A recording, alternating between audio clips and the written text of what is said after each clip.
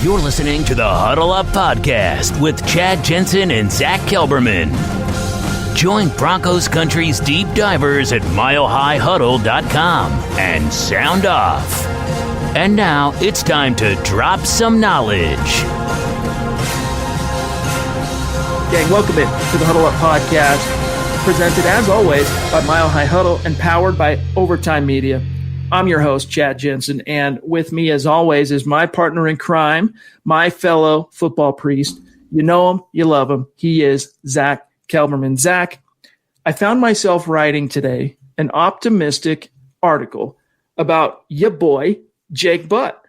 Now, for what it's worth, Jake Butt, there was a nice piece that the team site did, published over the weekend on Saturday, I want to say, that featured some updates from Butt, some actual quotes, how he's doing, whatnot. And then today, not only did he make some notebooks playing well out there in team period, but Drew Lock talked about him. I want to get to Drew Lock's quotes, but I'm starting to feel cautiously optimistic that it might be different this time, that if he can stave off that injury bug, Zach, he might have a little something to say about that 53-man roster. It's just, I don't know, Chad. This is one of the topics we kind of diverge on. It's like you touch the hot stove and you get burned, then, oh, the stove is hot, let me touch it again. You can only trust Jake Butt for so long before he lets you down. And while I thought the pick in 2017 was a steal for where he was drafted, while I think he was a great college tight end, while I had high hopes for him in Denver, the fact of the matter is we cannot rely on a single snap, a meaningful snap from Jake Butt until 2020. Do I like the fact that he's at training camp performing well? Yes. But who isn't right now, Chad? Who is struggling right now in training camp? Not many players. So while he's looking good in these practices, these aren't even full scale, there aren't even all padded practices, he's looking good on the field, but will that translate to September? Can he stay healthy? Can he contribute to an offense that already has Noah Fant, already has the running backs, already has the receivers? Can he do that? If he can, serve me up all the crow you want. I will eat it. Same as Garrett Bowles. If not, I'm going to continue dying on that hill that Jake Butt is a lemon. He's a lost cause until proven otherwise. You know, let me ask you this, okay? I feel you, because you have to mitigate expectations. You, as a fan base, you know, our official advice is don't get your hopes up, right? Just allow yourself to be, if you're going to be surprised, be pleasantly surprised. But at the same time, Zach, let me ask you this. The Broncos have shown, I would say, inordinate patience and long-suffering with Butt. I think the vast majority of fifth-round picks who suffer not one but two knee injuries after redshirting their rookie year would have been injury waived a long time ago. What do you think it is? And this is an honest question. Why do you think the Broncos have shown such patience with Jake Butt? Well, because for now and up until this point, they don't have a no doubt about it proven tight end. Noah Fant can be that, but they don't really have a superstar at that position. It's the reason why they drafted him. Another reason was he played for a big program at Michigan. He should have been, if not for his injury, probably a second-round pick, third at worst. So the Broncos felt they got a steal in Jake Butt in the middle rounds, which they did. They're loyal to him because he has the traits of a starting caliber tight end. They're loyal to him in the same way they're loyal to Garrett Bowles. In shorts and on paper, he looks like a starter. He looks like an NFL tight end. He looks like an NFL contributor. But when the lights go on, Chad, and the games happen, at least Bowles can stay on the field. Jake Butt is not on the field. He's on the trainer's table. 3 knee injuries through such a young career and a young portion of his life. He's a young guy. He's in his 20s.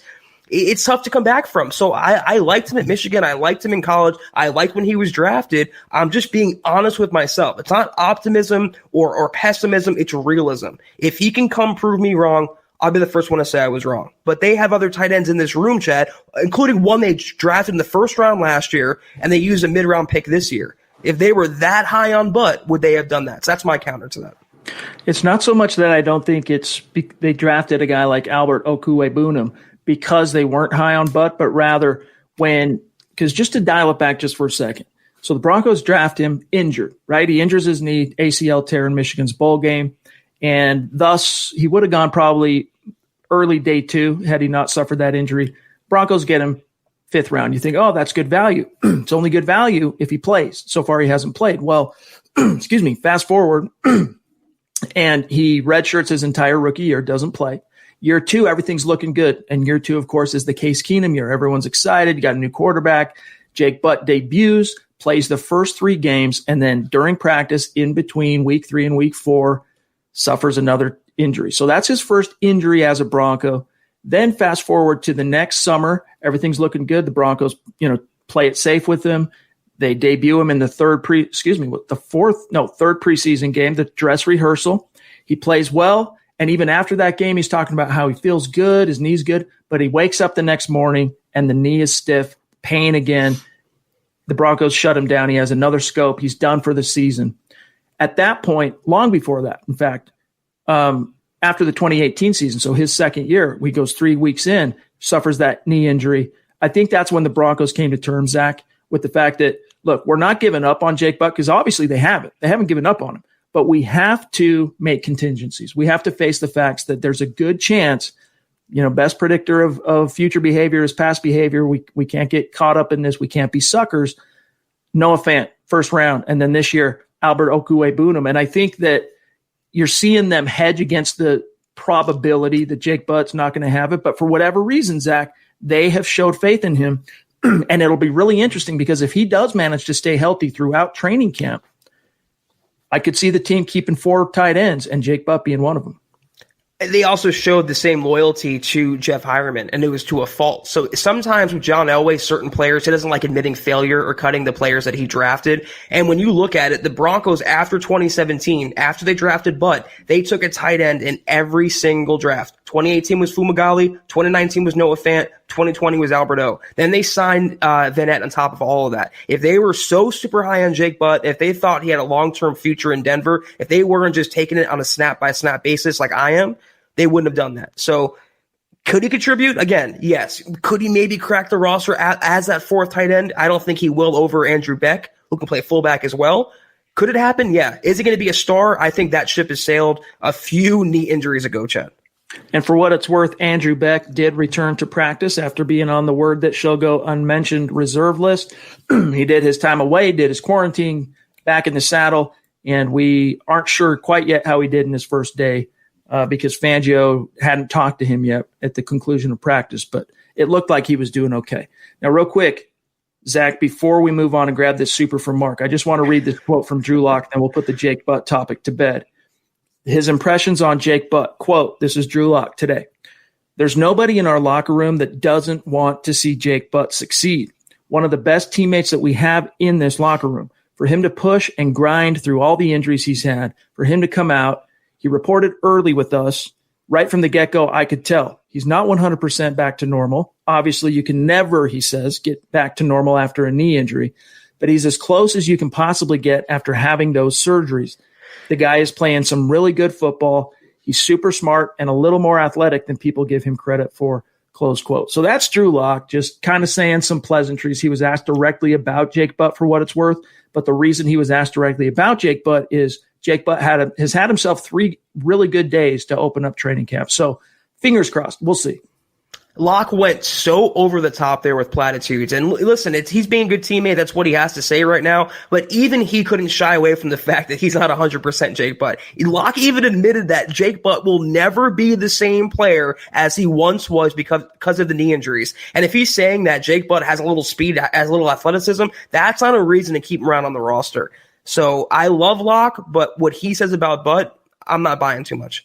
The last thing I'll say, and then we'll grab Mark here, is that the Broncos coaches, they're in a tough spot because in years past, you could say, look, Jake Butt's playing well in training camp. Let's see how he does in the preseason. Then we'll make our decisions on the 53. They don't have that this year. So if they choose to keep him on the 53 and they're doing it on a kind of not so much a sight unseen, but they're not going to have the same level of intelligence and sample size to kind of make that decision on as they would in years past. And I can only wonder how that's going to affect the roster math when it comes down to it.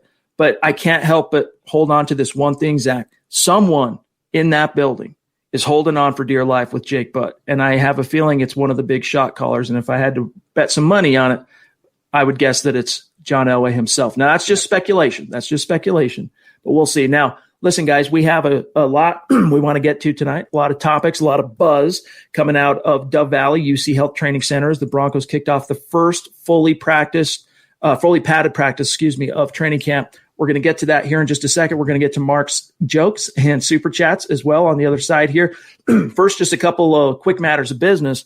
Make sure you're following the podcast on Twitter. Follow the podcast on Twitter at Huddle Up Pod. While you're at it, follow the main account at Mile High Huddle. You get those two boxes checked on Twitter. You're not going to miss anything podcast related, and you're not going to miss any breaking Broncos news and analysis. Also, check out the merch store, gang, huddleuppod.com, and get your swag on. Get yourself one of these Mile High Huddle trucker hats, or like you see Zach wearing one of the Huddle Up podcast football priest hat. There's T-shirts, there's mugs, there's face masks, hoodies. There's a little something for everybody. It's another organic way that you can help support what we're doing here at Mile High Huddle. And if you're not in a position to do that, it's all good. We're just happy to have you here. Each and every one of you, though, can do these three things: subscribe, like, and share. Especially crucial on Facebook and YouTube. And on YouTube, the subscribing gang, the numbers, we beefed them up. During the summer, we went from about 40% of the audience that watches these and participates in these live streams each and every night were watching, but they weren't subscribed. We've now flipped that and narrowed that margin. It's probably around 20%, but it still blows my mind, Zach, that there's 20% of people who watch these podcasts religiously, but they're not subscribed to the channel. So if you're one of those people right now watching, or you might be watching this after the fact, just pull the trigger and do a subscribe. Helps us out a lot. The channel, Mile High Huddle. All right, a couple last things here, Zach, and then we'll dive in. A shout out to our Facebook supporters. For those of you in our Facebook communities that watch these podcasts and want to learn how you can support what we do here at MHH, you can become an official supporter like these awesome people you see here on screen. And it's simple. You just go to facebook.com/Mile High Huddle, and you can see that bold blue button, become a supporter. Click that, and you can help support what we're doing here on the day-to-day, bringing you this content. This is the Overtime Podcast Network. All right, Zach, let's grab Mark's first super chat here. Appreciate you, my friend Mark. We always miss you when you're not in the chat stream. We've even had some other great superstars, Zach, trying to pick up the slack for Mark with the jokes, bringing the jokes, including Mundungus. But Mark, excuse me, Mark says, "What's up, guys? Did you ever wonder what Chris Harris looks like? Did you ever wonder that Chris Harris looks like Curly from the Harlem Globetrotters? That just dawned on me. Oh, well, hashtag football priest." I have to Google that. It's been a long time since I've watched the Harlem Globetrotters, Zach. I can't quite picture him. I just Googled it, Chad, and the first picture that pops up, his name is Fred Neal. Just Google it, and he does look like Chris Harris Jr. All right, I got to check this out. Do a share screen just to show the audience that it's actually pretty spot on. All right, stand by. Let's have. Oh goodness, yeah, I can see it a little bit. Let me grab this picture. Okay, here we go. The cheekbones. All right, let me do the share screen real quick, just real quick. All right, here we go. Is this the same one? Yeah, I think that's him. It looks like him. It's like an older Chris Harris Jr. For some reason, I can't make it bigger. Normally I can touch. Oh, there we go. Here we go. Well, there he went. Bye-bye. There. Hopefully you can see that a little bit better. Yeah, I can see it a little bit. I can see it. But I'll be honest with you, I didn't know who that was until Mark said the name Curly from Globetrotter. So props on your Globetrotter knowledge there, my brother. He also jumps back in to say, and thank you again, Mark. He says, the real reason why Juwan James lost his eyebrows is because he stayed way too long in the sun. Hashtag MHH. Maybe catching, lapping up some time on the beach or wherever during the off season, perhaps. I don't know. But Mark's on a roll. He's continuing it here, Zach. What's up, my guys? Breaking news. Philip Lindsay lost all of his hair just by walking by Garrett Bowles. Hashtag state of stench. And yes, hashtag use toilet bowls. Gotta love it, dude. Mark brings the funny. And, not everybody loves the funny that Mark brings to the show. There's the occasional hater that will comment and say, can you guys please not do the toilet bowls and the da-da-da-da? But guess what? Zach and I need that levity in our lives, and I think most of our community enjoys it as well. Yeah, I don't care about the haters, Chad. Mark, we missed you. We love laughing at what you have to say, and it's pretty spot-on comparison, I have to say. What's up, Jerry? Jerry is one of our supporters on Facebook. It's good to see you, my friend. Rocking the MHH face mask like a true boss. Appreciate that. We got William Harris on YouTube. Thank the Lord above for the Huddle Up Pod. Much love to you, my friend. Appreciate that.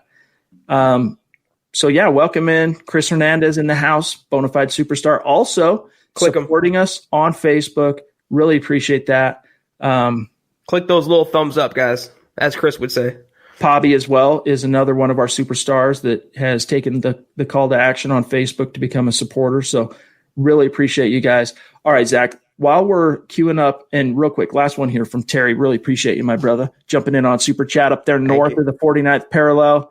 He says, slight delay, #football priest, #state of being. Were we late? Were we late tonight? We were by about 10 minutes, I think, actually. We're always a little bit late, dude. Sorry. It's just the way it is. We try not to be, but sometimes things are happening and we're planning the show and we're going over what we're going to talk about and all that stuff. So we appreciate your patience. We do. We definitely try to make up for it. Zyka, been a minute since we've seen you in the Super Chat. Good to have you back, my friend. Appreciate you. He says, you guys are great at what you do here. Appreciate the stream as always. Very nice. And then Cody Potter will get on the other side. I want to get your thoughts on Drew Lock. So a few of the storylines that emerged out of day 3, and again, today, Monday, was the first fully padded practice. So you're starting to see things coalesce a little bit around the offensive line. You can start getting a clearer picture of how the running game's shaping up and whatnot. But the fly in that ointment, Zach, is that today the Broncos' first-team offense mostly went against the second-team defense. Drew Lock did what he's supposed to do as the first-team quarterback. He carved him up. He played extremely well, hardly any incompletions in the team period going against the twos, and looked really, really good. The other aspect to that, though, Zach, is, again, the flip side, going against second team. Nevertheless, so far, through 3 real practices in training camp, the early returns on Drew Lock are good. How much do you read into that? Not a lot. And I will say that the key word there is doing what he's supposed to be doing, or the key words, the key phrase, and what you just said, Chad. That's what he's supposed to be doing. As the franchise quarterback, he's the locked-in starter, no pun intended. He should be carving up the second-team defense. It's encouraging because there were times when Paxton Lynch was around, not to pile on, he was struggling against second and third teamers. So he wasn't doing what he should have been doing at that time. Drew Lock is, at least. But it's also practice. It's also geared toward the offense in a sense. He can't be hit. He can't be sacked. They kind of like treat him with kid gloves a little bit. He should be doing this at this stage, Chad. But what I like to see are the micro elements to his game, which is his footwork, his leadership, his ball delivery, his arm angles, what he's done to progress from year 1 to year 2. And he's shown that in training camp so far. I'm not reading into him carving up some future UPS worker. If it happens in September, though, I'll be happy about it. As of right now, though, it's not good or bad. It's what it should be at this point. You know, it's funny. A quick aside. You just used the phrase treat him with kid gloves, right? I used to think for the longest time that it was kit gloves, K-I-T. And it wasn't until, excuse me, that I married a ranch girl that I learned that no, it's kid gloves. I'm like, kid gloves? What are kid gloves? And it has something to do with they used to delicate. They used to make leather gloves out of a kid is a baby goat. It's kind of sad, but they used to make gloves. I'm sure they still do, but it was more a part of the culture back in the day with that hide, and it was soft. You only brought them out for formal, scenarios and balls and this and that. Ladies wore them. And so if you were to say we're treating them with kid gloves, it's like handling something messy with your Sunday best on, basically. That's just a quick aside. But yeah, it's one of those things where it's exciting. At this stage, you just want to hear that Drew Lock is doing the things that he's supposed to be doing. The returns that you expect to hear from a guy that we all think at this stage is the genuine article, those returns are coming in the way they're supposed to come in. Now, Zach, the other story that I want to get your thoughts on here, and then we'll get back to the chat stream, is the offensive line basically got punked on Sunday. They were made to look a fool. The starting center that they rotated in for day 2 was Pat Morris. Now, day 1 on Friday, it was Austin Schlottman, and it is Schlottman. We've been mispronouncing it on this show, calling him Schlotman. It's actually Schlottman. But nevertheless, he was the starting center, the first-team center, I should say, on Friday. Then it was Morris yesterday. Today, again, it wasn't Cushenberry. It was Schlottman. And the offensive line played a lot better. Now, I think, in all fairness, their pride was on the line, so to speak, and I wouldn't be surprised if Mike Munchak showed them some really sketchy film yesterday, and so they got their dander up and turned in a better performance. But how much do you think that might have to do, Zach, with the fact that it's Schlottman? Should we start considering Schlottman more of a factor for this center position? Because in 2 of the 3 first initial practices, it's him getting a seat at the table. So far, Cushenberry has not been able to get off the second team. See, nothing in training camp or the NFL in general to me is very black and white. Everything is gray. Everything is fluid. Everything is ambiguous. So yesterday, if the Broncos defense lit up the offense and lit up the offensive line, the next day the Broncos O-line comes back and responds, it's just the ebbs and the flows of training camp. It's like this every single season. Maybe Schlottman's better than Patrick Morris, but there's a reason they drafted Cushenberry in the third round. There's a reason why they needed another center on the roster. It's good to have a backup and a guy that Mike Munchak can feel comfortable plugging into center if anything should happen, but he's still not the best center on the roster. And just because they looked a little better today than yesterday doesn't mean that they don't have to play Cushenberry. It really does come back to, the coach's posture. They have to maintain their credibility. They favor the veterans early on. And basically, when you say it's someone's job to lose, they let those guys lose the job. Meanwhile, you got Cushenberry plugging away on the second team. The problem is the longer they spin their wheels, the longer they waste time and just biting the bullet and getting the guy in with the first team. It really is wasted time. This is an opportunity, even though Drew Lock kind of downplayed it today, saying that, look, however that position resolves, if it's Cush, if it's Schlott. He would never say anything else. Yeah, he's not going to say anything else. He's like, look, as long as we have like 5 days notice before the season opener, we're going to be good. It's basically to paraphrase him today. I have to disagree because he's saying platitudes. As Zach just said, Drew Lock is saying the things that he's going to say because he can't be seen to be favoring anybody. These are all his teammates. And at some point, any one of them could be the difference between him taking one on the chin or not in a real game with live bullets. So I think Cushenberry, he's eventually going to get his opportunity, but it's probably not going to come for another few days at least. They're letting this thing shake out. And if he continues, I haven't heard a lot either way about Cushenberry so far, to be honest with you, but he's holding it down on second team so far. And if he continues to play consistently, the coaches will have to give him an opportunity, especially if you have these spotty days where the O-line is a sieve and it's coming from the middle of the unit.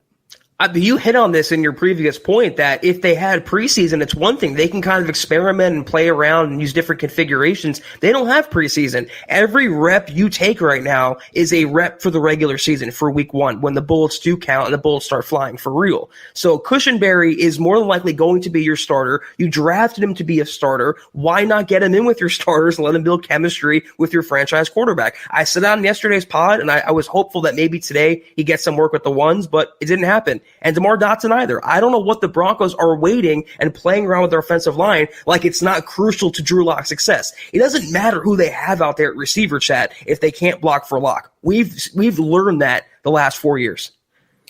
It's absolutely true. We got Cody Potter jumping in, one of our superstars, really consistent Thank lately. you, Cody. Appreciate you, Cody. Very generous. He says, did you catch Mike Florio and Chris Sims giving Lock and the Broncos high praise? They predicted 11-5. Wow, that surprises me. Lock, 4,500 yards passing. I guess DraftKings had Lock's over-under on yardage at 3,450 yards. I'm slamming the over. Same. I'm taking that over all day long, too. I mean, last year in 12 starts under Pat Shurmur and Mike Shula, Daniel Jones got over 3,000 yards passing. I want to say it was 3,200 yards, if I'm not mistaken. I can Google that real quick. But I'm guessing that Drew Lock, with a full slate of 16 games with those same coaches, being Drew Lock and not being Daniel Jones, is going to get over that over-under the DraftKings had. But, Zach, it does surprise me because Florio has always been one of those skeptics when it comes to the Broncos. Yeah, 3,450, first of all, that's like 215 yards a game. He's going to get well over that. I'd say closer to 4,000 than 3,400. 4,500, though, a little optimistic in my book. That would have to be the year of Drew Lock. And if it is the year of Drew Lock, then they would go 11-5. So, as negative and as uninformed as Florio could be, he's really like not the new Pro Football Focus, but a very hot takey, clickbaity kind of media outlet. If he's saying this, again, it's exciting, it's encouraging, it's positive, but we shouldn't get happy because someone's praising the Broncos. We shouldn't be happy and excited and surprised because a national pundit is giving the Broncos a compliment. This is how it should be. And the more that come around, it's just going to add up to what the norm will be after this season. This is the Overtime Podcast Network. By the way, unfortunately, the service we use to stream, which is StreamYard, it shows us when a super chat comes in on YouTube. but it's not showing us the same on Facebook Live, so we can't display it. But just real quick, Zach, I want to shout out Joseph Semadeni and Gerald Hendy's, one of our supporters. Both of them sent in some stars on this live stream. So thank you guys. We really do appreciate you. It means a lot to us, and it all adds up and helps a lot. Trust. So thank you. Jason Babcock on Facebook, speaking of our community over there, he says, my concern is the carries between Gordon and Lindsey. I hope these two put team first, not me. Right now it's all about a battle for supremacy. And so in that sense, it's gonna feel a little like it's about me when you're talking about either one of these guys. But once you get to the regular season and it's about wins, I think that's all going to fade away, and people are going to forget, or not remember is a better way to say it. It's not going to be on the front of fans' minds, the fact that these two are battling it out. But Zach, for what it's worth, so far, Philip Lindsey, he's getting that first carry of practice. That's how it's shaken out so far. He's still the first seat at the table. And he talked about, whatever it was, about a month before camp started, he's like, look, it doesn't matter who they bring in. It doesn't matter if they pay somebody else. They got to get through me. And that is, quote, very hard to do. He is out there playing with passion. He's a guy that wants to prove a little something every time he touches the ball. And Melvin Gordon's still kind of getting his bearings. I mean, we heard from Melvin Gordon, was it Sunday? Yeah, it was yesterday. And he talked about how he's still getting used to the altitude. Homeboy, he's still getting used to the altitude, Zach. So, yeah, right now, I think there's some obvious separation because Lindsey has the benefit of incumbency. He's born and raised in Colorado and all that stuff. But we'll see. A couple more weeks, things will start settling a little more. But I have seen nothing yet, Zach, to dissuade me from what I've been telling our listeners this entire time. Lindsey's going to be the 1A, nominal starter on game day. And Gordon's going to probably lead in terms of more touches, rushes, catches. He might end up with more touches. But Philip Lindsey will remain the nominal starter. Maybe he'd be acclimated to Denver if he got into Denver earlier than a month ago. He had weeks and weeks and weeks to get to Colorado and just didn't do it. And who is the better team player here? You mean the guy that held out into the regular season last year, or the undrafted guy who's making peanuts this season, worked his way up from the fifth string on the depth chart, and now he's a homegrown star in Denver at least? I'm with you, Chet. We've been saying this literally since the moment Gordon was signed. He will take the football out of Lindsey's hands when he can pry it out of Lindsey's cold, dead grip. It's not going to happen so easily, and Lindsey is motivated and pissed off this year, and that's exactly what the Broncos wanted, maybe indirectly, out of him, to be that different kind of player, that alpha mentality. It's going to take a lot for Gordon to unseat Philip Lindsey. If I had my way, Chad, if I had my call and my prediction, I think Lindsey will end up with more yards this year from scrimmage than Melvin Gordon.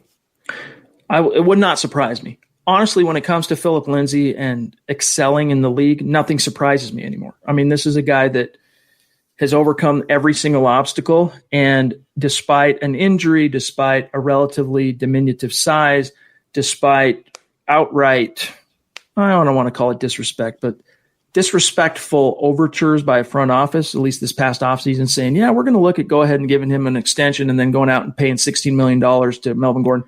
Despite all that stuff, he finds a way to get the job done, produce, and it's just his mentality. So I can't put anything past him. Big E Bronco in the house on YouTube wants to know, and I want to parlay this into a question here from Gabriel on Facebook. Big E says, can Jake Butt be one of those players who goes on the practice squad to prove himself? And then in tandem with that, Zach, Gabriel Guerrero on Facebook wants to know who's the odd man out at tight end because he hears Butt is making some plays. So that could very well be a solution for Jake Butt because 6 of those, now the practice squad has grown from it traditionally being 10 guys.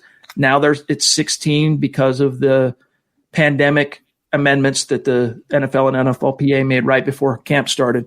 And 6 of those slots, Zach, can be veteran guys. Now, in Jake Butt's case, I don't know. Honestly, I'm not a scholar when it comes to practice squad rules and the bylaws and all that stuff. But even if he was out of practice squad eligibility entering his 4th year now, which I don't think he is, but if he was, they could keep him on the practice squad as one of those 6 veterans and continue to just kind of keep an eye on him. But the problem is, Zach, if you do that, that's assuming the Broncos would risk him to the waiver wire because, look, anyone you try to put on the practice squad has to first pass through waivers. That hasn't changed. Well, can you imagine, though, what the national, reputation is to Jake Butt? If the Broncos are looked at as what they are, what is Jake Butt, Chad? coming off 4 knee surgeries and being perpetually injured. Even if he's on the practice squad, I don't think he's at risk of being stolen, though that's the surer way of him staying in Denver. To make the final roster, you have 3 guys locked in already: Fan, Vanette, and Alberto. I mean, those are locks right there. If they keep 4, it comes down to Beck versus Fumagalli versus Jake Butt. Fumagalli right now is looking like the odd man out because Beck at least has versatility and Butt is making plays. Fumagalli hasn't done anything, Chad, to this point. He's kind of a one-dimensional player. So to answer the question right now, the guy on the outside looking in is definitely Troy. And not only that, but what we heard today from Coach Fangio, well, the news broke over the weekend that Austin Fort, he's going to have an arthroscopic procedure on his knee. Now, remember, Austin Fort, undrafted rookie out of Wyoming, made some waves. Eric Trickle was told last summer that he had basically made the team when he suffered that injury. Long story short, missed all year with the ACL tear. Working back on a very stacked tight end depth chart, and then he had a setback, tweaked his knee, and he's going to miss. Today we learned from Fangio, it's a 4 to 8 week recovery. So unfortunately for Fort, that basically removes him from the equation in 2020. So it really does. I agree with you on that, Zach. If you're looking for the odd man out, it comes down to Fumagalli, Butt, or Beck. And of that trio, I'm inclined to say it's got to be Fumagalli. Glenn wants us to shout out his 7-year-old Zoe. What's good, Zoe? Your dad is a very passionate Broncos fan. It sounds like you are too, if you're one of these cute gals here in the profile pic your dad has on YouTube. So shout out to you and have a good night. All right. Also, we got Joseph here, who I shouted out earlier for throwing us some stars on Facebook. Then he jumps over onto YouTube and hits us with a super chat. Really appreciate that, Joseph. He says, MHH is my jam. Is there anything new with Hamler walking off the field? Hashtag state of being. Yes. The good news is Hamler returned to practice today, full participant, no issues. Didn't get any additional insight from Fangio on what was going on with Hamler yesterday, but it was not so much a false alarm, but just precautionary that they kept him off the field. He was back, full participant today, Zach. Yeah, I'm not too worried about it. These things are going to happen in training camp. And in fact, the Broncos are luckier, and NFL teams are luckier they haven't had more season-ending injuries, Chad, considering there's no offseason. There was a very quick and hurried acclimation period. So it's good about Hamler. They have to keep an eye on him, though, because he is a little more slender. He is more susceptible to getting injured, but good news for now. This is the Overtime Podcast Network. We got Pobby in the house, one of our superstars, showing us some love. Really appreciate you, Pobby. On YouTube, on Facebook, she supports what we're doing here. And she says, so excited for football. Go Broncos. And yeah, man, it's less than a month away, and it can't get here soon enough. At least we have the real practice taking shape at training camp. So storylines are coming every single day, and that's what we all live for. I feel like we've gotten this comment every single day since the season ended last year with Drew Lock and the Broncos offense, and I couldn't be more excited, Chad. That is literally 1 month away. Yep, we're sharing a brain with you on that, Pobby, all of us. Mundungus, the wizard, the whiz in the his, jumping in, showing some love, and bringing up what I mentioned last night about Chris Harris's laugh. Ever heard a camel trying to swallow its tongue? That's what Chris Harris's laugh sounds like. And yeah, it's a very kind of gorky, goofy, almost like Disney's Goofy, kind of like just a really, but I can only imagine in person, that's obviously very infectious. And I think his teammates do love Chris Harris, but appreciate you, Wiz. Broncos fan, number 24 on YouTube, our friend Larry on Twitter. Thank you, Larry. An extremely, extremely generous super chat. Thank you, Larry. We love you, buddy. And it's good to have you in the stream live with us here. He says, love you guys. Even though Locke is the guy, I love listening to how much Zach dislikes Flacco. So hilarious. Zach, how much do you dislike Joe Flacco? You know what? Now that he's not on the Broncos anymore, I kind of let bygones be bygones. But Chad, come on. Coming off Paxton Lynch and Case Keenum, having him be the understood franchise quarterback, I hated him, but I also hated the Broncos' decision to bring him in. I'm just happy we don't have to worry about that. No more Band-Aids, no more temporary statues in the pocket. We have a franchise guy, so I'm focusing on that aspect.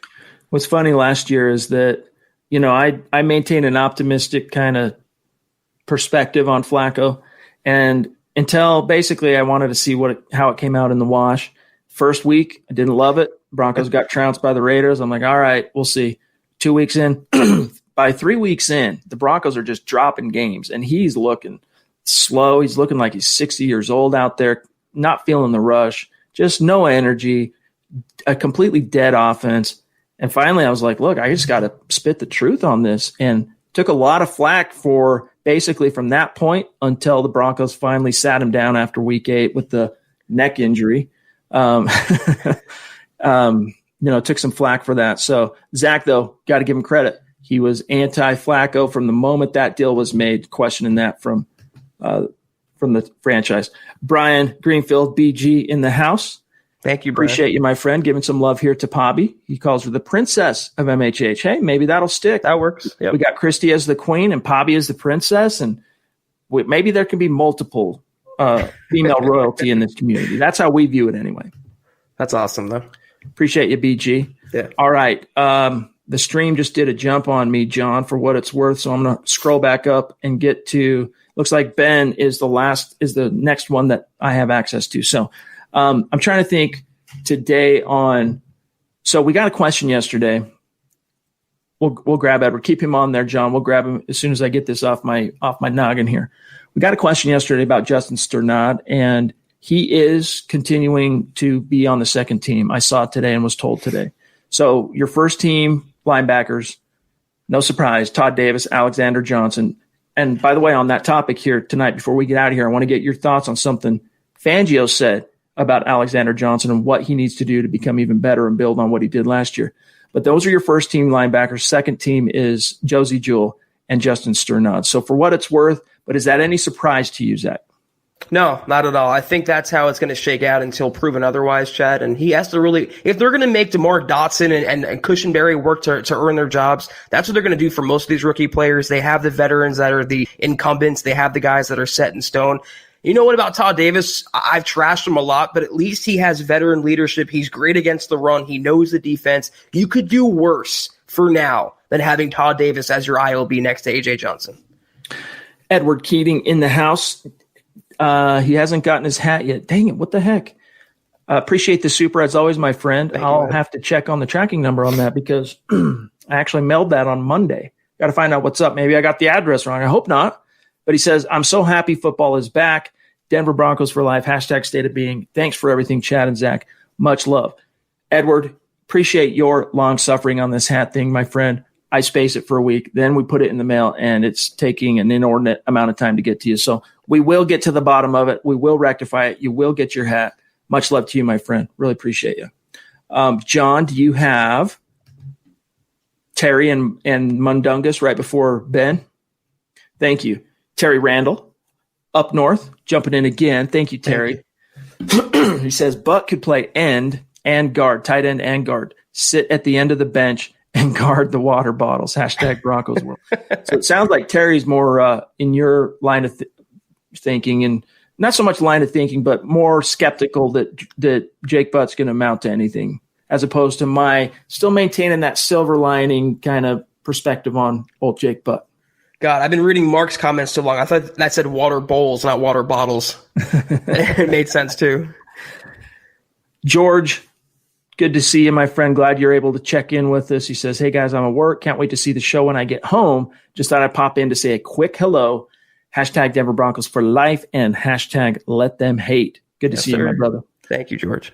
John, you got the wizard. Thank you. He says, hey, and thanks again for the donation, Mike. He says, hey, stick with bowls, Mark. # Captain No Hair is mine. We got the comedians waging war in the super chat. Gotta love it. The rivalry is strong. Also, and both of you, your material, hey, man, if it makes us laugh, if it makes us smile, you got some A material. So props to you both. That's right. Ben Roth jumping in. Good to see you, my friend. Thank you, Ben. I'm with you. I hope Jake Butt makes the team. And here's why I say that. Jake Butt, when Drew Lock says he's one of the best teammates and he's loved in the locker room, that's absolutely true. A lot of the other stuff he said you could qualify as platitudes, but everyone I've talked to in that locker room and everyone that is close to that situation, Jake Butt is just a guy that, similar to Dalton Reisner, just the type of leader and guy that everyone loves and gravitates to. The problem for Butt is that he just hasn't been able to do the second half of that equation, which is prove it on the grass, because he's been hurt. And that goes back to what Zach's saying. It might sound negative to some of you out there, but you can't make the club from the tub. And again, 3 years so far, he's only been able to appear in 3 games. So it's probably wise not to get our hopes up if you're a Jake Butt fan out there. But I'm with you, Ben, that I do hope that he manages to stay healthy and can make an impact this year and get on this roster and make the team. Because even if he doesn't go on to have a huge impact this year, Zach, it's a contract year for him.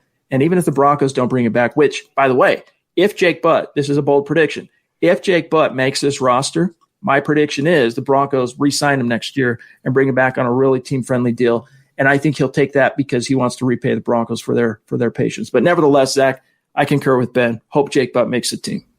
3 games in 3 years. I mean, does that not say it all, Chad? That's pretty terrible when you think about that. And the second half of that equation is actually being on the field and being healthy and suiting up for football. That's pretty important. Again, good player, good guy, good stock, good lineage coming from Michigan. But until he can just literally just catch passes on the field and stay healthy and contribute, it's all fluff. We got KP in the house. Appreciate you, my friend, as always. He says, please, Broncos, put a thumping on in week 3. That's the Tampa Bay game. The bandwagoners in the networks are blowing these ancient Bucks up. Hashtag worst fan base ever in Florida. Yeah, I can only imagine, Zach, that they're becoming the Patriots South now. Ooh. Wherever Tom Brady goes, naturally, you're going to get the bandwagon fans there. And that's not necessarily a bad thing. I mean, look, how many people came to become key cogs in Broncos country because Peyton Manning showed up here, followed Peyton Manning to Denver, and then remained big-time Broncos fans, or were turned on to football and had their passion for football ignited because of Peyton Manning. So if Tom Brady does that for the Bucs, they haven't had a whole heck of a lot to celebrate in their existence outside of 1 year with John Gruden and that phenomenal defense. So, I'll tip my cap to him. But I do concur with you, KP. We hope that that ends up in a butt whooping for the Bucs in week 3 when they come to Denver. Yeah, living in Florida for a good chunk of my life, that is the worst sports state around. So I would not be surprised at all if there's so many new, not Patriots fans, Tom Brady fans and Bucks, Tampa Brady, Tampa Bay, whatever freaking name you want to use for that team. I wouldn't be surprised if these fans didn't even know where he played his college ball at, Chad. That Florida fans are the worst. Not to go on a tangent right now, but huge bandwagon cities there. And when he retires, they'll all go back to being irrelevant, I should say. Miller707, good to see you as well, my friend. Welcome to the stream. It's not the same without you, my dog. You know this. Also, shout out to Eclipse Stormborn, bona fide superstar. We're going to get Eclipse back on the show here in the very near future. He says, I'm in the room with a bunch of Eagles fans listening to this in my earphones. Love it. Appreciate you, dog. That's very brave. I know what Broncos are not obviously arch rivals of the Eagles, but anything that's not about the birds in that city of brotherly love, man, you're taking a risk. So props to you, my friend. All right, let me see here. Grab Cody showing some extreme generosity, jumping back in on Super Chat. Appreciate you, Cody. And Cody, are you on Twitter? Answer that question. If so, let us know what your handle is. Reach out. Let's connect. He says, I still don't understand how KC was able to extend these players the way they did. I'm not sure how much cap they need to make before opening day. Real question is, are the Broncos' next 5 years better than KC's next 5 years? That is the question. That's a good way to kind of frame the narrative moving forward, Zach, is can the Broncos' next 5 years eclipse that of the Chiefs? And it remains to be seen. It's going to be a tall task. It's not one that I think all the other 30 teams do not envy, well, I should say, because you got the Raiders and you've got the Chargers. So we'll say 3/4 of the league do not envy the task of these other AFC West teams because the Chiefs, let's face it, they're a juggernaut. But this Broncos team, man, there's some energy, there's some swag, there's some buzz. And it all comes down to Drew Lock. If he ends up being the real deal, the genuine article, and we think that there's good reason to believe that he will, then it all becomes a moot point, and these are going to be teams that can truly kind of trade blows as real peers, not just, Broncos haven't beaten them since week 2 of 2015. took the words right from me. It absolutely comes down to the quarterback. The Broncos have the better defense. They have, pieces on offense too. They have firepower just like the Chiefs do. But the Chiefs right now have the coaching and Andy Reid and, of course, the quarterbacking with Patrick Mahomes. If Locke takes a few steps forward, can be on not the level of Patrick Mahomes, because no one is, Chad. He's just the premier quarterback right now. But approaching that level, they can go hand in hand with Kansas City. And until that happens, though, I can't sit here and predict the Broncos are going to usurp the Chiefs. It's going to take a lot. They are what they are for a reason right now. So unless Mahomes gets injured or takes a step back, which is not going to happen, or Locke just develops way ahead of schedule, that's the only way it's going to go down. In terms of the salary cap, though, it's a myth. They can be finessed, it can be massaged, and Brett Veach, the Chiefs GM, has done a great job. Mahomes deal doesn't even kick in, Chad, until 2022. They locked down two of their linchpins in Kelsey and Chris Jones. Just a great job by the Chiefs this offseason. But in terms of competing with them on the field, quarterback. As Zach is wont to say, the salary cap, it's not that it's not real, but it is very much a mythical creation. There's so many ways teams can massage the cap and defer payments, and it's just, if there's a will, there's a way. And all we can take away from that, Zach, is that for whatever reason, the will did not exist. The platitudes were there by John Elway and company this offseason, but the will to get a deal done and keep Justin Simmons long term, it wasn't there. My only interpretation of that is that they want to see him do it again. I don't think it had to do with uncertain times and potential revenue windfalls or shortfalls, I should say, and all that. I think it really came down to, look, he's asking for serious money. He's asking for 14, 15K, maybe even more.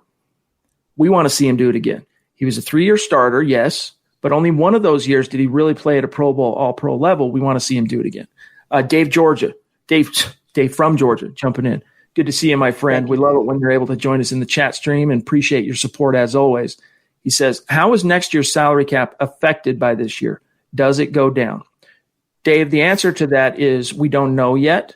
The one thing we do know about next year's salary cap is it was pre-negotiated between the NFLPA and the NFL on the doorstep of training camp, that regardless of what revenues do this year, so fan attendance is just non-existent or significantly diminished, and revenues fall dramatically, the salary cap can drop no farther next year than $175 million.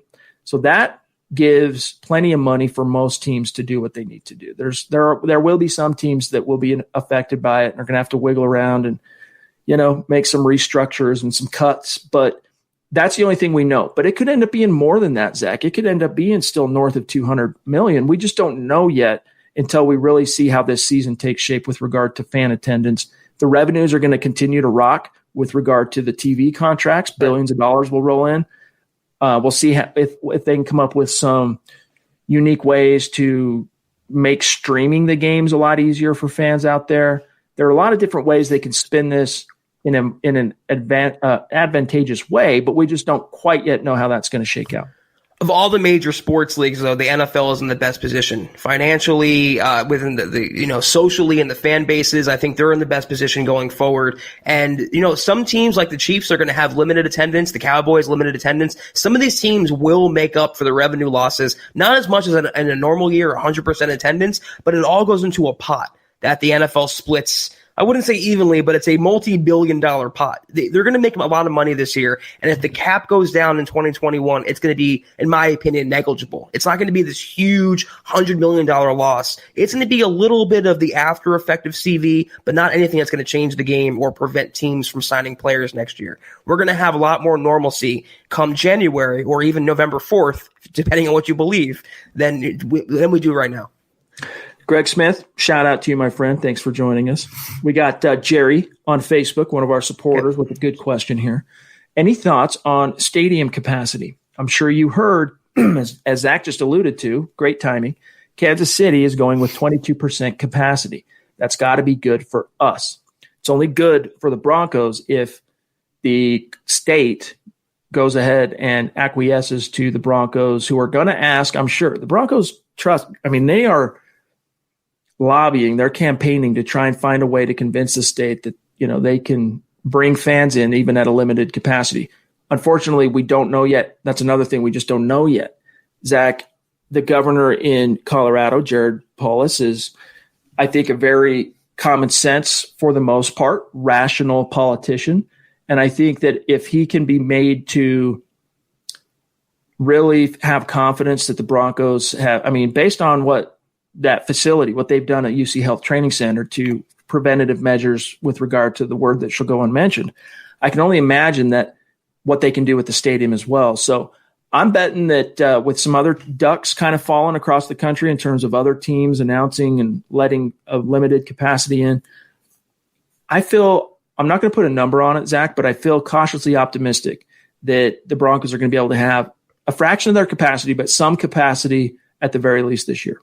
Yeah, it's a question that's tough to answer because every team is beholden to their state's governors and legislation and things like that. It's not just about football. In terms of the Broncos, though, I think they're among the teams that have done the best to curtail CV and keep their spread slower, and they've done great jobs and great sanitary practices and great social distancing. And if they can just keep that up for another couple weeks, they'll get, I think the magic number, Chad, is about 20%. No team is going to get about 40, 50, 60, 70%. It's about 20 to 25 right now that they can hope for. So I'm with you. I think by opening week one gets the Titans, you'll see maybe 15, 20% in the crowd. And I'll take that over 0% because it'll feel more like a Broncos home game. Amen. Miller707 says, if Gordon and Lindsey have similar stats after next season and they both look good, who does Denver keep? I would think Lindsey, but you never know. Well, for what it's worth, Zach, both are under team control through 2021. So after this season, Philip Lindsey will become, a restricted free agent, and then Gordon will be entering his second year. That's year 2 of the 2-year contract that he signed. So it's not until after 2021 that the Broncos have to decide which of the two they keep. But let's say the question is regarding 2021. If they both have similar stats, I think the Broncos, in that case, Zach, it would mean that Gordon probably failed to surprise, but justify that contract, and they probably throw some money Philip Lindsey's way. Chad, you and I were asked on Twitter last night if both of them show out this year, would they pay both running backs? And I said no, hard no. It's a devalued position in the NFL, and for the Broncos to pay into that is irresponsible when you have Cortland Sutton needing a contract soon, Simmons, Locke, Bradley Chubb, go down the list, Von Miller. They cannot pay 2 running backs. It's questionable they even paid Melvin Gordon what they did so far. All things being equal, I don't know who they're going to go with. I think they're going to have to make a decision, a fork in the road moment. I like Lindsey. I think he's obviously younger. I think he has more upside in what he can do. If he can prove that he can carry the rock figuratively and literally as the workhorse, he will get a contract next offseason. Is that enough, though, to make Gordon expendable or get him off the roster? I don't know just yet. Yep. Remains to be seen. Zeus McPeak in the house. Down in Texas, showing us some love on Super Chat. Appreciate you, my brother, and everything you mean to this community. And not just the show, not just the content, not just the hosts, but to the community. Love you, buddy. Hope everything's going okay with your move, and we appreciate you. We are at the 53-minute mark, Zach, so let's start moseying through. We don't want to leave any of our superstars out in the cold. But real quick, Johnny Utah 4 on Twitter wants to know, what do you think the Broncos' record will be this season? So this isn't, we've shared this at differing points in our podcasting off-season programming. Obviously, Johnny Utah, he missed some of these previous episodes where we've revealed our way too early predictions. My way too early prediction is 11-5, which is very rosy-colored prediction. Both Zach and I, Zach, I'll let you share yours, but both Zach and I are going to tender on the doorstep of the season, an actual prediction we want you to hold us to. So for now, though, it's 11-5, and then stay tuned. At the end of training camp, we'll unveil our official predictions for 2020. Yeah, I'm going 10-6. I think that's a fair record for Denver. I think 9-7 is the floor, is the baseline, and that's way better than in years past. They're going to be a double-digit win team, a playoff team, probably wild card. They're going to make a lot of noise this season. So for now, until we update otherwise, like Chad just said, I'm going 10-6. Yeah, for what it's worth, Benjamin, on Facebook, what do y'all think about Hamler burning Devontae Harris? He has I've seen a lot of Devontae Harris on the losing end of some big plays in training camp through 3 days. And Hamler, I've seen Judy burn him. I've seen Yadam get burned. It's going to happen in training camp. But so far, Yadam, though, got rotated back in today after Bosby was put in as the third corner yesterday. it was Yadam that was getting those number 3 reps today. So they're still playing with it. Fangio talked a little bit about it after practice, said it's way too early to shout out a leader in the clubhouse for that number 3 corner. So they're still going to continue to rotate. Draft pedigree plays a role in this. But, Zach, I wouldn't be surprised if Devontae Harris doesn't make this roster. I'll be frank with you at this stage.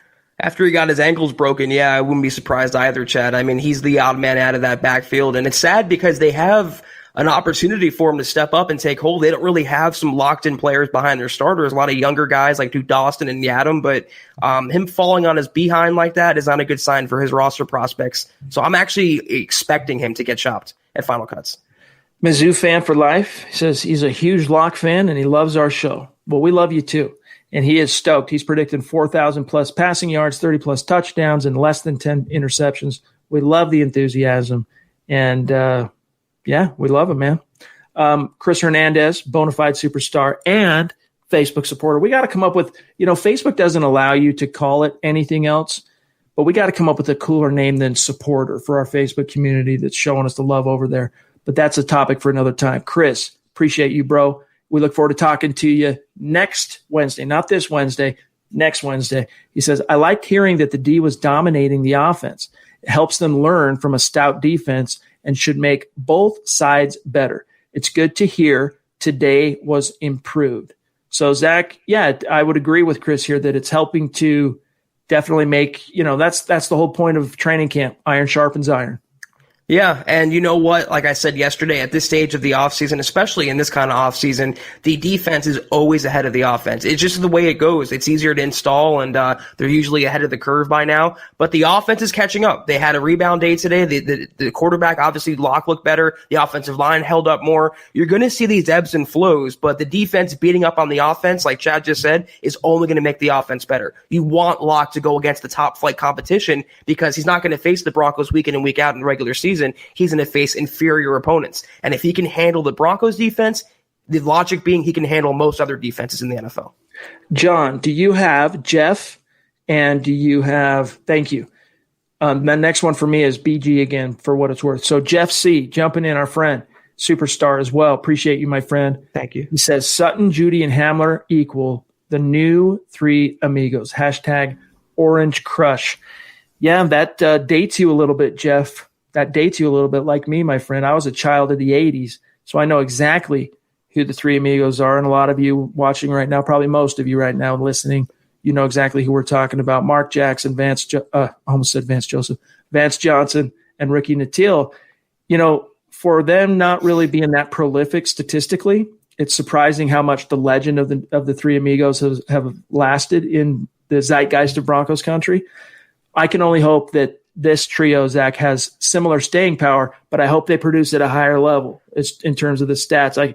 I think Johnson only had 1,000 or 2,000 yard seasons. I could be wrong. I can research that. And Jackson, now I'm going to have to research it. But bottom line, I hope this trio can have some of that same sizzle that the old trio did.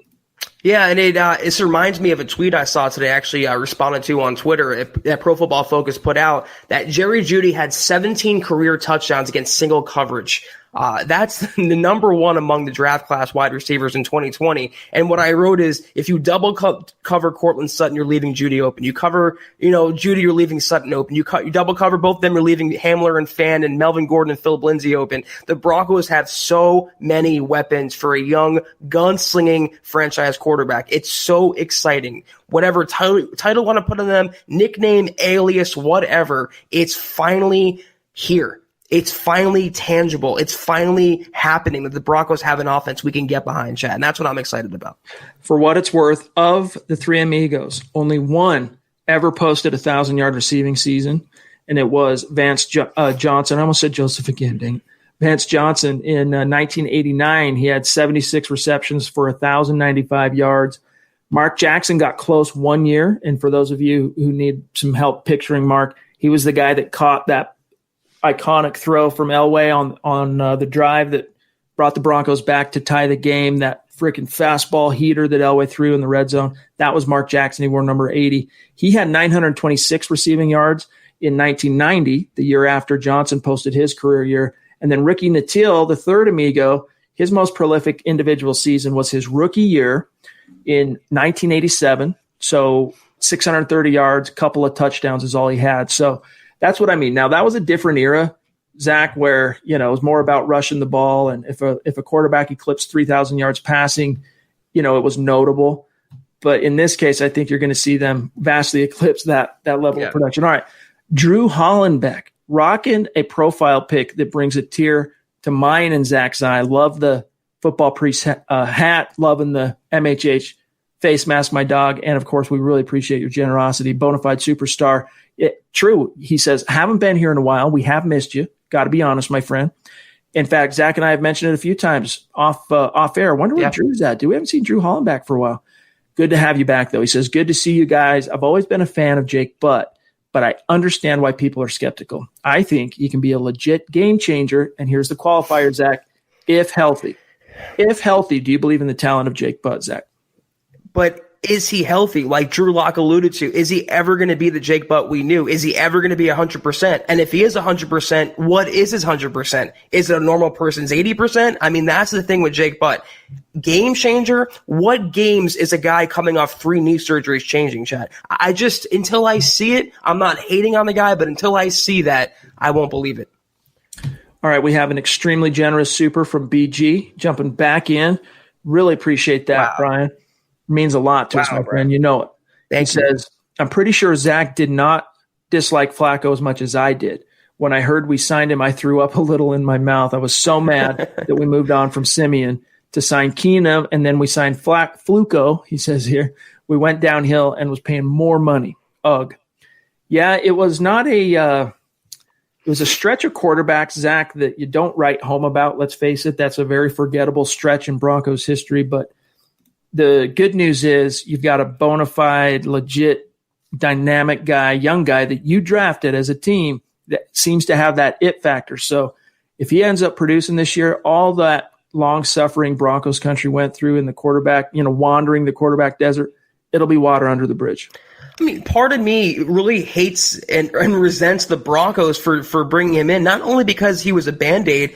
They sold it to us like they were getting the 2012 Flacco again. They're getting Flacco as this all-star quarterback, and he really never was, except for one season in Baltimore. And they made him out to be this savior, and he was anything but that. If they were just honest and said, listen, this is a guy, not outwardly, but this is a guy who's going to come in and hold the fort down for a year, it would be less painful. But to trot him out there with that expectation, to have him come out there and have less than zero energy. He was actually a detriment by being on the field. He brought down everyone around him. He was an emotional vampire, Chad. That's all Flacco was. And you saw when Drew Lock came in, even when Brandon Allen came into the team, to the starting lineup, they started winning games. You felt the energy level. You felt the excitement. And when Lock came in, there's a reason why they went 4-1. So I blame the Broncos as much as I blame Flacco for that disaster last year.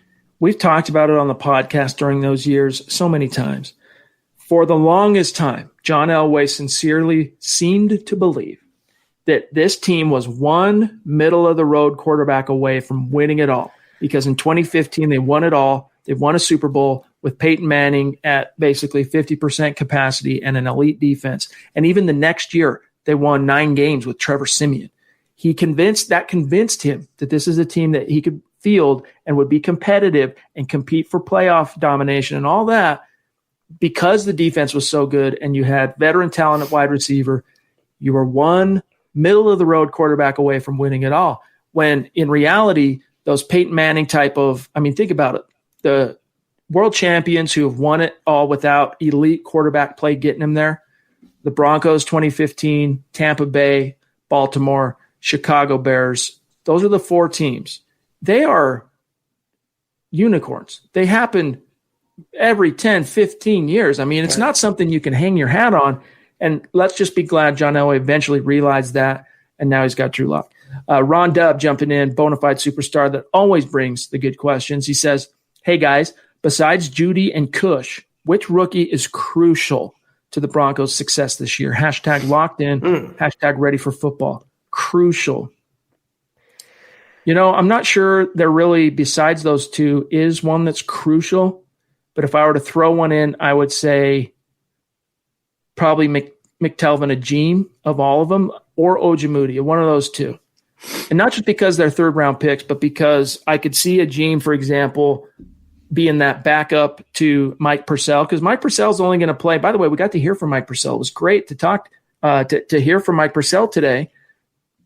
You only make starters and, real bona fide contributors available to the media in these pressers, and it was really cool to hear from Purcell, but we're running too late to go down that rabbit hole right now.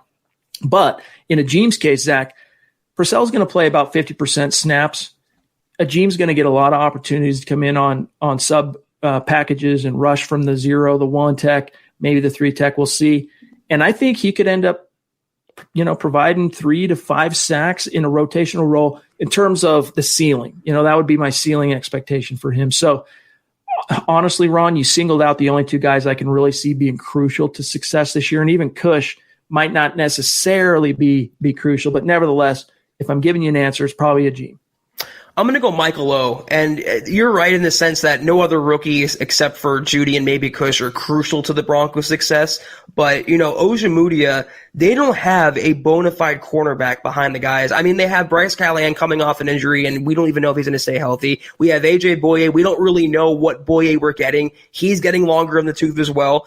They have Bosby, Duke Dawson, Yadam. They have a lot of kind of mid-tier guys, no really superstars. So he has potential not to only be a long-term staying power in Denver, but being a long-term starter in Denver if he just develops as he should. So I'm going to say, considering the Broncos defense is predicated on their secondary, Michael O is a huge part to their success this year. I like it. I can be swung. Prosperity Inc. jumping in on Super Chat. Really appreciate the support. Not a name that I recognize often in Super Chat, so thank you and welcome. It says PFF showed a stat that when Philip Lindsay is off the field, the Broncos fall behind the chains at a high rate. Glad we got Gordon to solve that issue. So he likes it's ironic, right? That's the point of what he's saying here, is that when Lindsay's not on the field, the Broncos fall behind the chains. How is Gordon going to necessarily fix that issue? What the Broncos were thinking there. I understand why they were attracted to signing Gordon because of what he can do for you on short yardage, pass catcher out of the backfield, and red zone. But I just continue to hate the fact that, look, Lindsay's a star. He's a guy that when he's on the field, big things tend to happen when he touches the ball, and you are taking away from that by then also giving it to Gordon. Yeah, if this was sarcasm in this comment chat, I definitely agree with that. I can't really tell if it was through text, but there's a reason. This is what we've been saying. He's made all the plays as a workhorse. He can run inside. He can run outside. He can catch. He can pass protect. He might not be great at it, but he can do it. I don't think you needed to spend $16 million, $80 a year to fill in roles that didn't have to be filled, to fix problems that weren't broken. Exactly. Why are you fixing what ain't broke? But, part of it's par for the course in that NFL players, with the rare exception of quarterbacks, they have to, and, future Hall of Fame guys like Von Miller, they have to prove it every year. I mean, this was something Rod Smith talked about today. He joined Steve Atwater. In fact, timely, Glenn, that you have this question on the Broncos media's training camp live broadcast earlier. And he talked about, look, that's just life in the NFL. They're constantly bringing in someone who they think might be able to replace you. And it's up to you to prove that they're not going to, or to stave them off, or to, keep that job. So Glenn says, how do you like the camp coverage the Broncos are offering us? I'm really enjoying it. Hashtag MHH, hashtag let them hate, and hashtag love this team. Yeah, man, so far so good. I mean, it's not quite the same as being there. It's not quite the same as, streaming the entire practice from multiple field angles like some other teams are doing. But I do enjoy the banter between Steve Atwater and his guest hosts, which up to this point have been Orlando Franklin, Carl Mecklenburg, and then Rod Smith on day 3. So far so good. And I think for those fans who like to show up traditionally to training camp and catch a couple of practices, it's the next best thing, man. It gives you some access. You get to see some team period, usually the second half of those broadcasts so far. I'm just happy we have football this year. It might not be my ideal training camp experience or coverage, Chad, but I'm just happy we have a training camp. We have a season to look forward to. KP jumping back in, and we're getting a little bit long, so we got to kind of rapid fire these, gang. But he says, there's a reason why we have the most consecutive sellout games in a row. Hashtag diehards. True, man. Absolutely true. Broncos country, I think they're unmatched in pro sport fan bases. It's like 400 and something games, 8 home games a year. Do the math. Exactly. Hey, man, you're preaching to the choir. I mean, the Broncos have been selling out since Pat Bowlen took over ownership. So it's really almost unprecedented. Yeah, I don't just say this because we have a podcast and we love our audience, Chad. The Broncos truly, in my, 4 years now covering this team, they truly have the most knowledgeable, passionate, and loyal fans in the entire sports realm. And that's not a compliment that I lay out there lightly. It's absolutely true. We got Jake Gerard jumping in. Appreciate you, my friend, as always. Thank you, Jake. He says, I'm starting to buy into this offense way more than I did. I think we're going to score more than we are thinking. 11-5 if the O-line gels. Yeah, I mean, if you're going to make a qualifier for 11-5, the offensive line coming together and playing well, I think is a fair pick for that. But yeah, I mean, so far so good. We said at the top of the show, when you see Drew Lock dominating against twos, you don't want to get too far out over your skis in adulation. You don't want to, go too crazy over that. But so far, he's doing what he's supposed to do. The first string quarterback, the first team offense, Zach, they're supposed to make the twos look bad. Yeah, I saw a tweet today. I can't remember who said it. It might have been Rick Lewis, but they said it comes down to the coaching and the offensive line play. And I agree with that. If those things coalesce and those things develop on schedule, they're going to be a playoff team this year. And I wouldn't doubt 11-5 at all. It all comes down to those two aspects, Chad. Mundungus, the Wizard, jumping back in. Appreciate you, my friend. $10 says Juwan James opted out because he is on a strict road game regimen. That's good. Got to pinch those pennies. Bring in the funny. Appreciate you, dog. Chris, reminding everybody, and thank you for the super. Click those little thumbs up, MHH fam. Appreciate that reminder, Chris, and the support as always, my friend. All right, we are getting really long, so I'm going to make sure we're not missing anybody, but it's about time to head on out for tonight. But we got to grab Drew Hollenbeck, who jumps back in to show some phenomenal generosity. Really appreciate you, Drew. Thank you, Drew. He says, Zach said it well. Gordon can have the ball when he pries it from Phil's cold, dead hands. Yep. And that's basically the way it is, dude. Philip Lindsay is going to make Melvin Gordon earn every carry. He doesn't care about his contract. He doesn't care what the Broncos want. He's going to get off the field giving his last blood, sweat, and tear to the Broncos shed. He's going to make it very hard for Gordon to outplay him. Big Lindsay fan this year.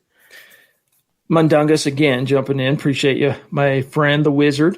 Chad, Charlie says to call them athletics supporters. Oh. Okay. Talking about Facebook. Right? Chad, Charlie says to call them athletics supporters. Wait. I don't know. DM me on that, dog. Something's falling short. You know how it is, dude. If Zach can't interpret it, then we're screwed because, it's like a middle-aged dad, which I am, trying to interpret the slang on a text and when you take your teenager's phone away from him. Kenneth Booker, yes. So there's a great video that Kenneth shared on milehighhuddle.com. Head on over there, click on the community tab, and you'll see a hype video that will get your blood pumping for Broncos 2020. Very exciting. An excellent find, Kenneth. And that is exactly what the community tab at milehighhuddle.com is for. So thanks for putting that there and bringing that to our attention. BG in the house. Oh, that's weird. BG in the house. One last time. Appreciate the donation. Zach, Keenum was a Band-Aid, Flacco an open wound. Not a bad analogy. Pus-ridden, just disgusting, irreparable open wound. All right, gang. We got to get out of here for tonight. Thank you so much to each one of you for joining us and for showing the love. A mile-high salute to our Super Chat superstars. A mile-high salute to our supporters on Facebook and those of you who gave us some stars on Facebook as well. It means the world to us and keeps us coming back for more, keeps us with our nose to the grindstone, not only with these live streams and these podcasts each and every night, but bringing you the written content and the videos that we do on the daily. Mundunga says, jock straps, Chad, jock straps. I got you. Okay. All right. I got you. Thank you. But we do got to get going. 2 nights in a row, Zach, where we go 15 minutes over, and it feels like it's been 15 minutes we've been on the horn. We make up for it. Like we said earlier, if we're late a few minutes, we add it on toward the end. So we always give our audience the full price of admission, if you will. All right, gang, we love you. Here's a quick programming note before I forget. So we have a very specific reason for this, and we will unveil that. So ZW Designs, Zachary, was originally scheduled to come on the show Wednesday night for the 10th installment of our Superstar series. That's being kicked down the road by just a few days. Just like we had Mike on last night on Sunday, we're actually going to delay Zachary's debut for this coming Sunday. There's a really good reason why, and you guys will see that when he finally does appear on Sunday night. So Wednesday night will be just like tonight, us talking, going through the news, whatever's taking place at Dove Valley, and then Mile High Mailbag on Thursday. And then the next time you see us Sunday night, we're going to have Zachary, and we can't wait to get him on here and introduce him to you guys. Many of you already know him well. He is a superstar for a reason, but we can't wait, Zachary. So I haven't seen you in the stream tonight, but I know you'll be listening after, so we look forward to seeing you and talking with you then, my friend. But guys, as we get out of here, a couple of quick reminders. Make sure you're following the podcast on Twitter, crucial. If you are one of our newer Super Chat superstars as well, make sure you reach out to us on Twitter and connect so that we can shout you out, include you in our shout outs after the show. Also follow Mile High Huddle at Mile High Huddle, and my partner, Zack Kelberman at Kelberman NFL. And you can find me at Chad and Jensen. Zach, we're off tomorrow, so have a great start to your week, my brother, and we'll reconvene on Wednesday night. You too, and hopefully by Wednesday, DeMar Dotson is the right tackle and Cushenberry's the center. So fingers crossed. We shall see. Check out the merch store when you get some time, gang. HuddleUpPod.com. Get your swag on. And don't forget to follow John as well. Great follow on Twitter. Trust me, at John K. MHH. You guys know him and love him as Buona Beast. That's got to do it for tonight. We love you guys. Thank you. Oh, Zach's in the house. Zachary. All right. We look forward to seeing you on Sunday night. It's going to be a gas. All right, gang. We're out of here. For Zack Kelberman, I'm Chad Jensen. We'll talk to you on Wednesday night, but don't miss Building the Broncos is tomorrow night. Is Tuesday. Building the Broncos, Nick and Carl. Talk to you guys later. Wow. You know what? Right before we actually went out, I haven't hit end broadcast yet. Mike jumps in.